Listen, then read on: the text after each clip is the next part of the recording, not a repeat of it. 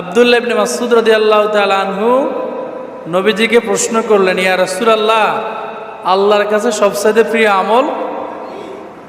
আপনারা কি একদিনে আসি মসজিদের মুয়াজ্জিন সাহেব, পাঞ্জাগানা হুজুর অথবা খতিব সাহেবের কাছে প্রশ্ন করছেন, হুজুর আল্লাহর কাছে কোন আমলটা প্রিয়, আমার একটু বলি দেন, আমি সেই আমলটা করুন? করছেন না? আমাদের এই নাই, চিন্তাও নাই। আমাদের জীবনটা হইলো খাও দাও ফুর্তি করো, দুনিয়াটা মস্ত বড়, এইটাই, আর কিচ্ছু না। আমরা মনে করি আল্লাহ আমাদেরকে দুনিয়াতে বাড়াইছে খাওয়ার জন্য, চাকরি বাকরি করে ফেললে এই আমাদের শেষ, বলি যাবো আর কি। অথচ সাহাবীদের চিন্তা কেমন? আব্দুল্লাহ ইবনে মাসউদ রাদিয়াল্লাহু তাআলা আনহু বললেন, ইয়া রাসূলুল্লাহ, আল্লাহর কাছে প্রিয় আমল কি? নবী করিম সাল্লাল্লাহু আলাইহি সাল্লাম বললেন, আল্লাহর কাছে প্রিয় আমল হচ্ছে আস-সালাতু লিওয়াক্তিহা, নামাজের সময় হলেই নামাজ আদায় করা। সুবহানাল্লাহ বলবেন না? এখন ইচ্ছা করলে তো সাহাবী চলে যেতে পারতেন, কিন্তু তিনি যান নাই। তিনি না যাই বললেন, কলা সুম্মা আইয়ুন, এরপরে কোনটা আল্লাহর কাছে বেশি প্রিয় আমল? সুবহানাল্লাহ বলবেন না?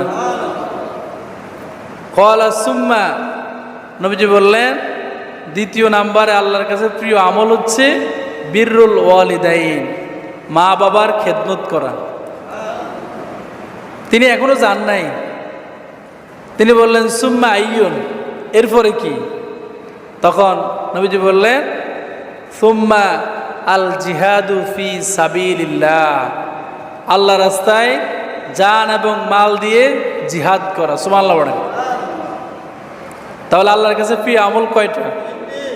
এক নম্বরে সময় মতো নামাজ পড়া, দুই নম্বরে মা বাবার খেদমত করা, তিন নম্বরে আল্লাহ রাস্তায় জিহাদ করা।